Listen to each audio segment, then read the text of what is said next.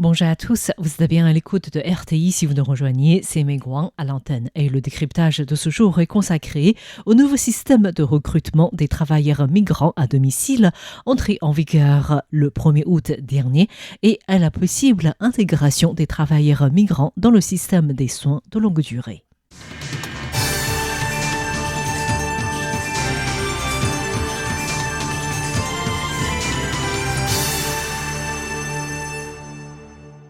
Au début de l'année, l'opposition composée du Kuomintang et du Parti du peuple taïwanais au Parlement a amendé la loi sur les services d'emploi dans le but d'autoriser les personnes âgées de plus de 80 ans de faire appel à des aides à domicile d'origine étrangère sans passer par une évaluation médicale.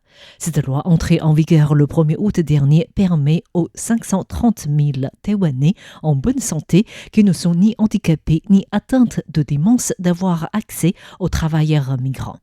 Avant l'application de la loi amendée, le ministère du Travail avait estimé qu'environ 100 000 personnes solliciteront cette aide étrangère, ce qui a suscité une vive polémique.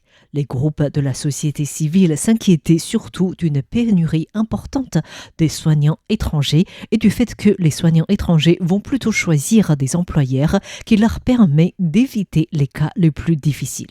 Les familles ayant des patients gravement malades, atteints de maladies rares, de démence ou handicapés devront inévitablement augmenter les salaires afin de garder leurs soignantes étrangères, voire auront des difficultés de les recruter. Cependant, 3 mois après l'entrée en vigueur du nouveau système, seulement 8 000 demandes ont été faites, un chiffre bien inférieur aux attentes. Wang Liting, spécialiste de l'Association taïwanaise des travailleurs internationaux, a déclaré que selon les observations de l'association, la proportion des personnes âgées en bonne santé qui sollicitent des aides étrangères est très faible. Elle estime que pour des travailleurs migrants, il est normal qu'ils souhaitent s'occuper des personnes en bonne santé. Wang Liting précise néanmoins que cela ne signifie pas forcément que le travail d'accompagnement est plus facile. Récemment, nous avons eu un dossier où les personnes à prendre en charge étaient en bonne santé. Le couple de personnes âgées est en bonne santé et ne vit pas avec leurs enfants. Le besoin de la famille est que la travailleuse migrante aille vivre avec le couple pour lui préparer les repas, faire le ménage ou le jardinage.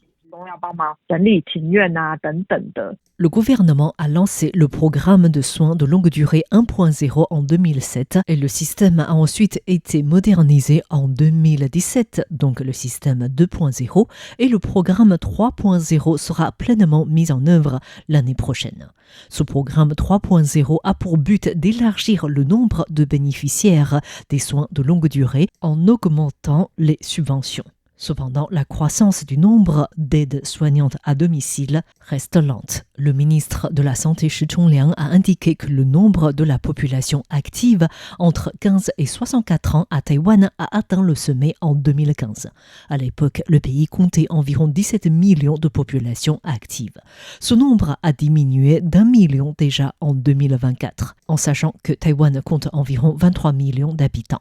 Et si Taïwan poursuit son taux de natalité actuel, le pays perdra 9 millions de population active d'ici 2070.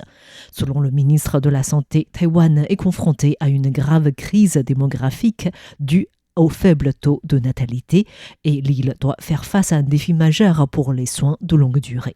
Le ministère de la Santé entend élaborer une politique générale en matière de ressources humaines afin de répondre aux besoins. Voici le ministre de la Santé, Shi Chongliang. Les sources de main-d'œuvre représentent un grand défi pour Taïwan à l'avenir, que ce soit pour les soins médicaux ou les soins de longue durée.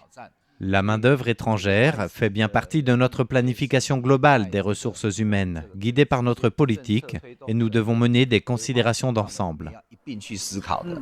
Chen Weiping, présidente de l'association des caregivers en famille, a indiqué que des familles ayant besoin de soins de longue durée dépendent davantage des travailleurs migrants. Auparavant, le recours à des soignants étrangers avait un effet d'éviction sur l'utilisation des services des soins de longue durée. Mais le gouvernement a progressivement assoupli les restrictions, autorisant ceux qui embauchent des soignants étrangers à profiter de certaines ressources en matière de soins soins de longue durée. Chen Weiping estime que la demande de recrutement des aides étrangères peut encore augmenter. Elle estime qu'il faut observer pendant au moins 3 mois pour voir les effets éventuels de la loi assouplie depuis le 1er août sur les familles dans le réel besoin des aides étrangères. Selon Chen Weiping, beaucoup de Taïwanais dans le besoin de soins de longue durée préfèrent recruter des aides étrangères disponibles 24 heures sur 24. Par conséquent, si le gouvernement entend intégrer les travailleurs migrants dans le système des soins de longue durée, ce sera plutôt positif pour mettre en place des soins plus complets et flexibles à condition de prendre en compte toutes les considérations nécessaires. Je pense que le gouvernement doit tout prendre en considération au préalable. Pour une intégration générale de la main-d'œuvre, il faut également inclure les travailleurs migrants. Si ces derniers arrivent dans le système, il ne faut pas exiger qu'ils soient opérationnels 24 heures sur 24. Après tout, des questions de droits humains, de droit du travail et de qualité de soins peuvent se poser. En intégrant les travailleurs migrants, nous pouvons soit planifier leur travail en fonction de la demande, soit les combiner avec d'autres services assurés par des Taïwanais, par exemple en ayant recours partiellement à des travailleurs migrants étrangers et à des travailleurs locaux. Ceci permettrait de créer un modèle de service plus complet. De son côté, Chen Yunjing, secrétaire général de l'Association des maladies d'Alzheimer de Taïwan, a également soutenu l'intégration des travailleurs migrants au système des soins de longue durée. Elle a précisé qu'actuellement, des personnes atteintes de la démence doivent d'abord passer une évaluation clinique de la démence pour pouvoir recruter une aide étrangère à domicile ou profiter du système de soins de longue durée.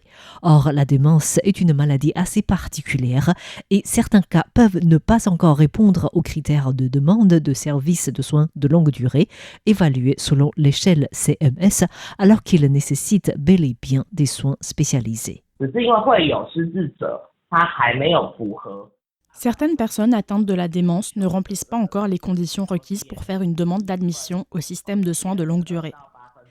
Par exemple, la personne a une note d'1 point selon l'échelle CMS, alors qu'il faut une note de 2 à 8 points pour avoir droit aux soins de longue durée. Cependant, il se peut que cette personne a déjà besoin de soins ou d'accompagnement particulier. C'est pourquoi, pour les personnes atteintes de démence, une approche à 2 volets est nécessaire. Après tout, des troubles du jugement et des risques divers peuvent apparaître dès les premiers stades, même légers, de la maladie. Par exemple, il pourrait voir un feu de circulation sans savoir qu'il ne peut traverser que lorsqu'il est vert.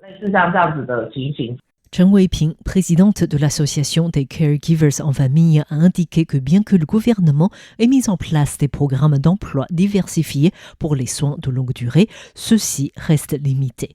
Elle souhaite ainsi que le programme Soins de longue durée 3.0 intègre progressivement les différents systèmes d'évaluation des personnes dans le besoin de soins de longue durée, tout en bien intégrant les travailleurs migrants afin d'assurer un service complet de soins de longue durée. Merci à tous d'avoir suivi le décryptage de ce jour. C'était Meguan pour Radio Taïwan International et une excellente écoute à tous sur RTI.